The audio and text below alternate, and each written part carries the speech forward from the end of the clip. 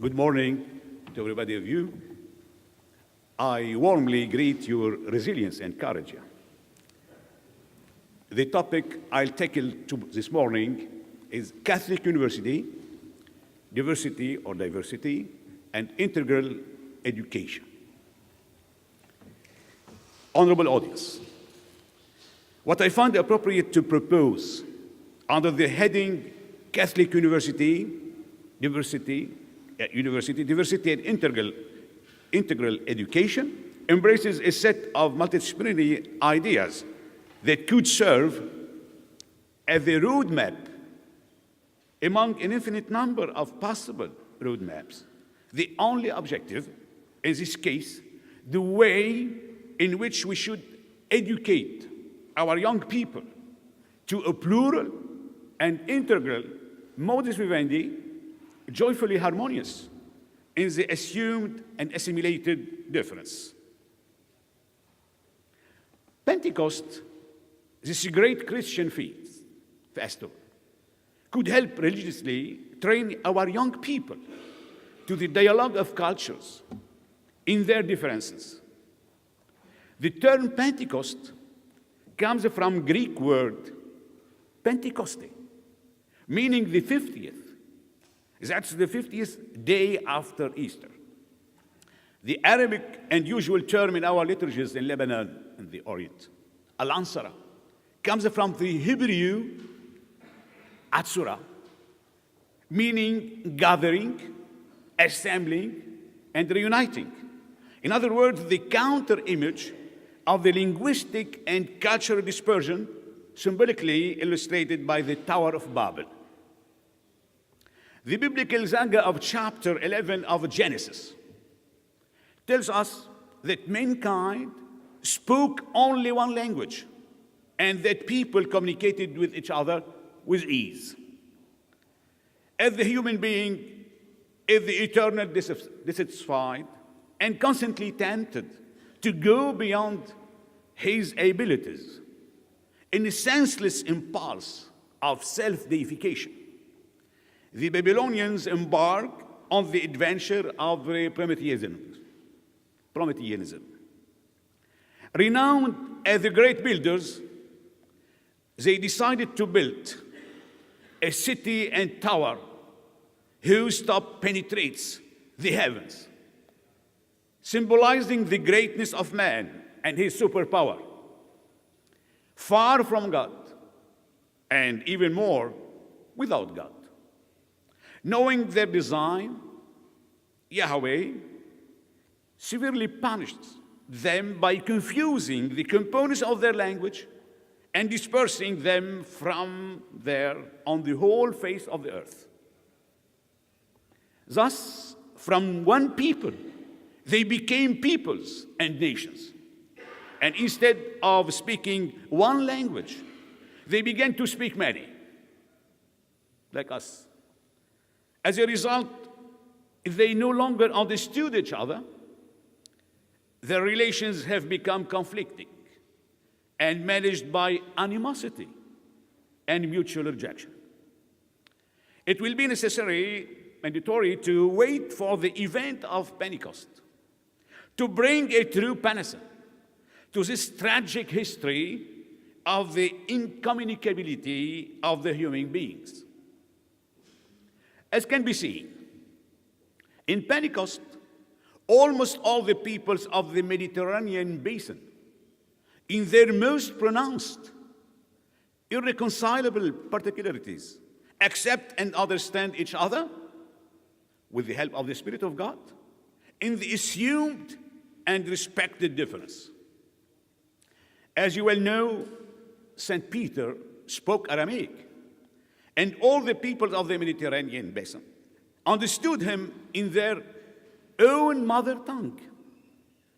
According to this new perspective, all languages and cultures are equal, and consequently, none of them can claim to be the sole repository of any sacredness or truth.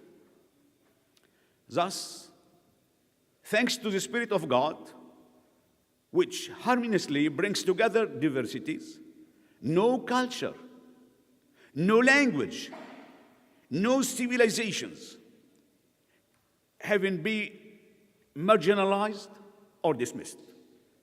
Linguistic and cultural sacredness is entirely foreign to the essence of the message of the New Testament.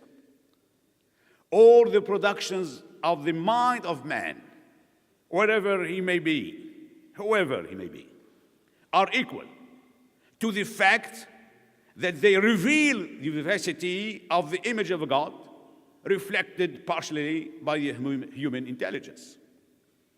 With Christianity, culture authority deserts the conflicting register of deculturation and linguistic standardization and enters the new era of true dialogue of civilizations for a pluralist approach to reality.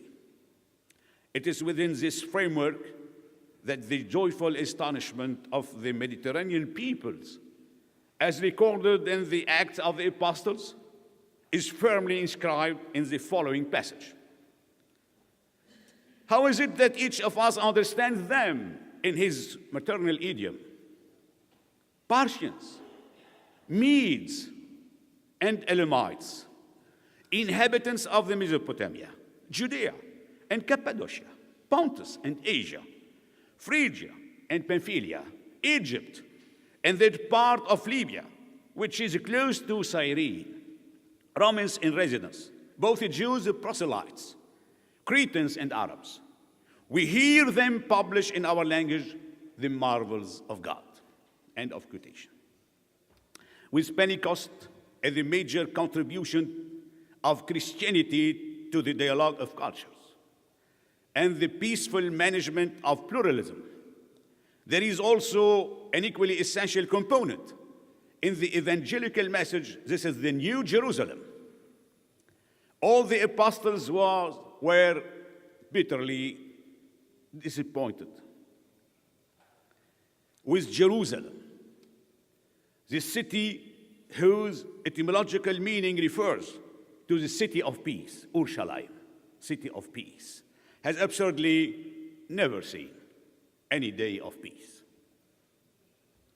Its borders, until now, moreover, are broadening or narrowing according to the balance of forces engaged in both defense and offensive.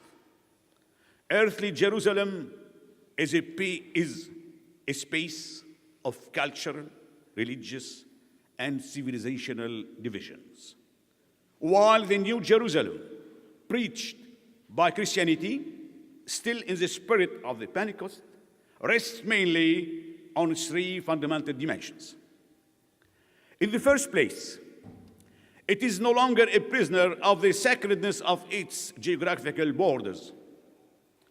Its space is coextensive with the extent of the salvation experienced by humanity, cured of its impulses of violence and death, and bathed in peace dispensed by the union with the intimate life of God. Secondly, it's a freedom from its monoculture, a perfect illustration of anti-culture and sacred ostracism. And third, it is the city where all religions and cultural identities are reconciled in mutual acceptance and differential complementarity made possible by the unifying Spirit of God. Our students could draw from all the above that any project of uniformity and reductive integration for specificities and differences inevitably destroys the essential framework of human existence. This sociocultural and political danger is strongly emphasized by Alfred Simon in his articles, The Mask of Violence, about René Girard's book, Violence and the Sacred. I quote him, "It is the loss of the difference between impure or reciprocal violence and the purifying violence that brings about a general crisis of differences, starting from the cultural order as a whole, since it's an organized set of differences on which the harmony and balance of the community depend." In order to understand it, one must grasp the undifferentiations as violence, which modern thought does not do, which, being egalitarian in its principle, sees indifference an obstacle to harmony between men. End of quotation. It is nevertheless useful to point out that the changes in our societies today, produced by media coverage and technological progress, are not tangential. The miniaturization and condensation of our world necessarily involve all human phenomena, whether religious, cultural, or civilizational. The old insularities disappear, caught up by the irreversible flow of globalization. How for integral education, and starting, in this case, from religious, societal, anthropological, and genetic considerations, should the Catholic University lead its students to accept themselves in the joy of being different and together? In this global village, our students will realize that the exacerbation of murderous identities will be an unavoidable deadline in this week. How to be and be with. How do we manage the human resources in their discordant diversities and lead them to accept themselves as relays of human experiences that are unique and indispensable for a pluralist approach to multidimensional reality? Without the other, in what it is and by what it is, could I have existed? Without the other, without the non-self, could I have become aware of my own identity? Besides, is not this non-self, the foreigner, at the very basis of my otherness in the indivisible whole of the body of mankind? When I seek to standardize,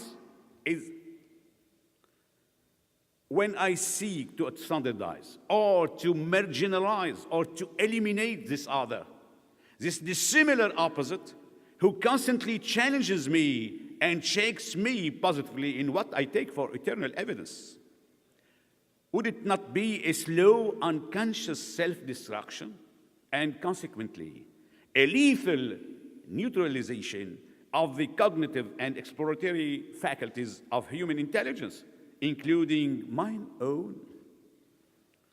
This observation is fully integrated into what Charles Taylor calls the policy of difference in his book, The Politics of Recognition in Multiculturalism, Difference, and Democracy.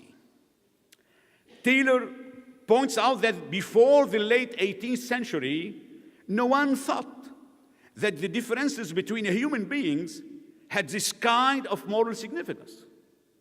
There is a certain way of being human. That's my way.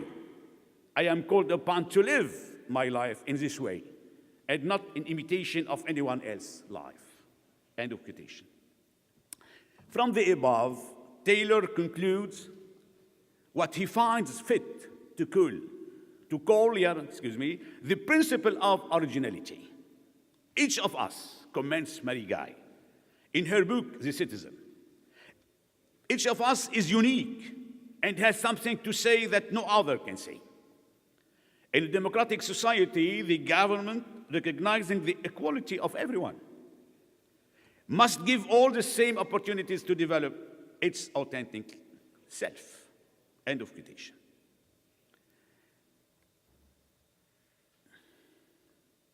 These different analyses could lead our students to note that the first victim in these complex societal changes would be rootedness and consequently identity resilience. It's nonetheless evident that the basic belongings of human beings presenting themselves as the first foundations in the construction of identity are not the result of an act of will. Who would have chosen his father, his mother, his country, his language, his culture, and even originally his religion? The Germans are right to define the human being by design, the being there. Indeed, one is surprised to be placed in spatiotemporal coordinates, for the choice of which one has nothing to do with it. Perhaps one considers this kind of involuntary routing as a stifling constraint for the freedom of the individual. But what do you want is the only possible mode of existence for man. How can we have the chance to exist otherwise? The predefined ontological equation presents itself as an obligatory passage. It's from this anchoring in pre-existing existential data that paradoxically the human person is called to realize himself freely. Like the unconscious in the human being in the first 3 years of his life, which is formed in a gradual and vectorial way, so does basic routing.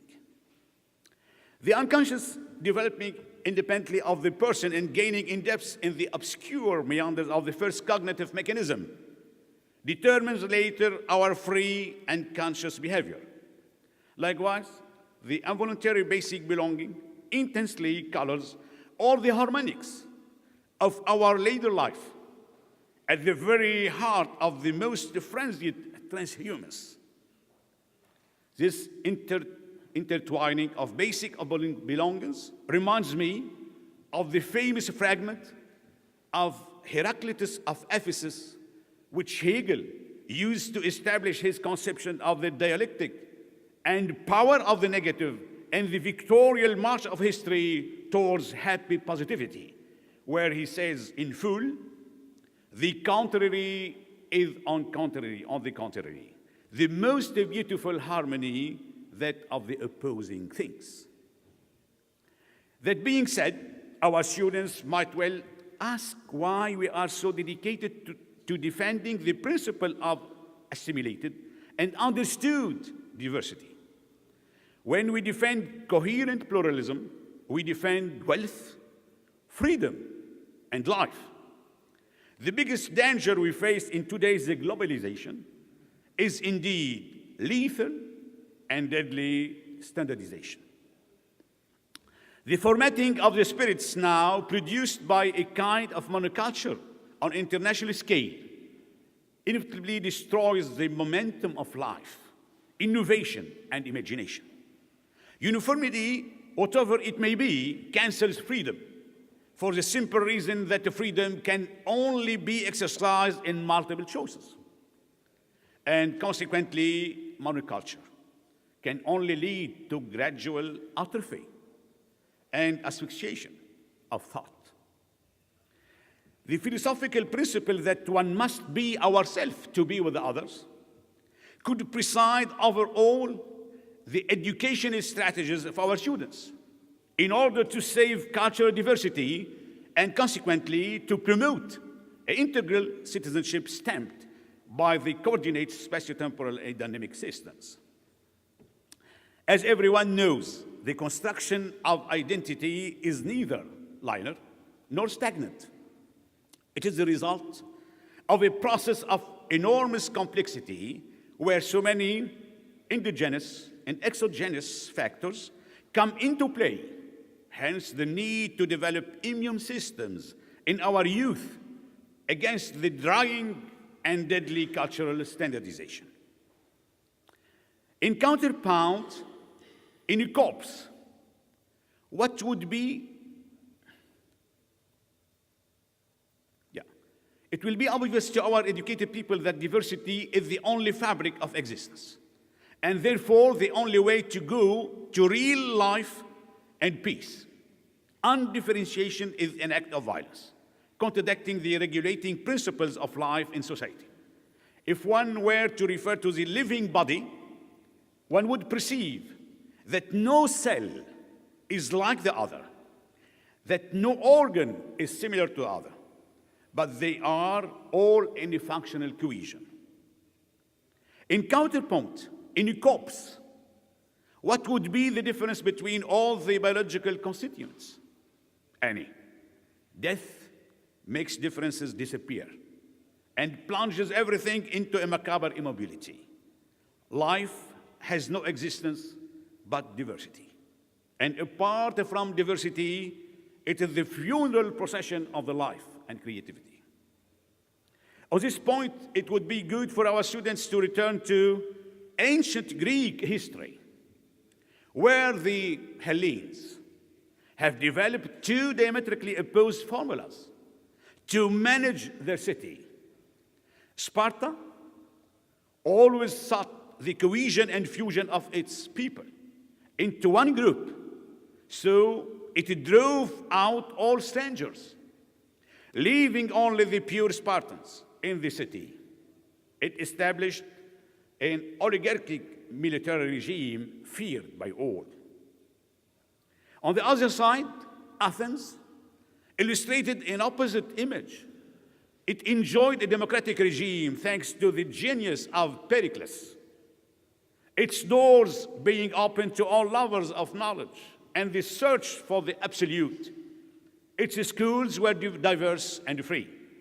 During the Peloponnesian War, Sparta won the military victory, and it was the defeat for Athens, a cosmopolitan and democratic city. Nevertheless, who still remembers the military glories of Sparta, its blind racism, and its hollow pride in maintaining the purity of its race and blood and the uniqueness of its religion?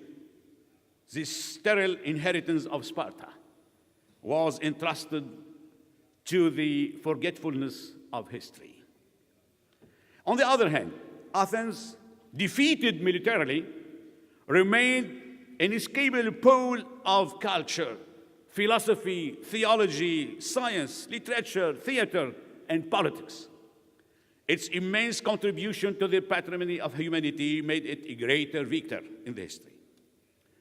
If our students, on the other hand, read the current scientific publications on genetics, they will be shocked and stunned at the secrets of our human nature. The eminent researcher, essayist, and specialist in population genetics, Albert Jacquard, explains in his book, What's Heredity?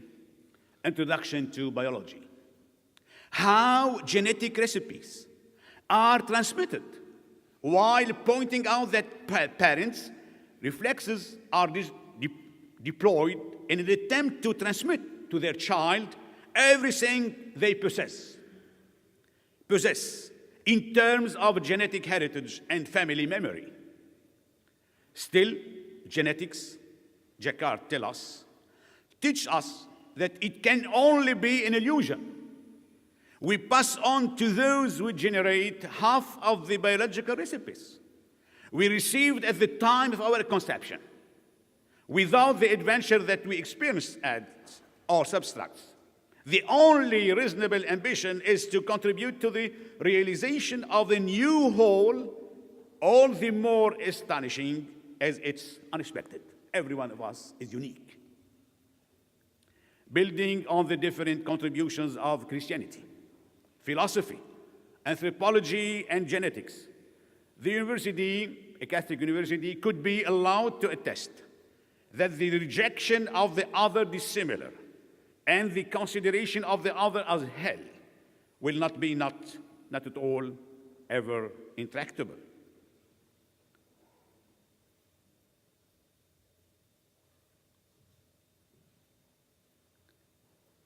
Similarly, the university, a breeding ground for rising generations, could be intimately convinced that the human world will necessarily pass beyond its failure and will be entirely reestablished in its function as an inescapable means of communication between rational men and inhabited by the same passion for the happiness, to go together towards a city where humanity finally become dialogical and reconciled with itself in the harmony of opposites, will eventually live the civilization of love and peace.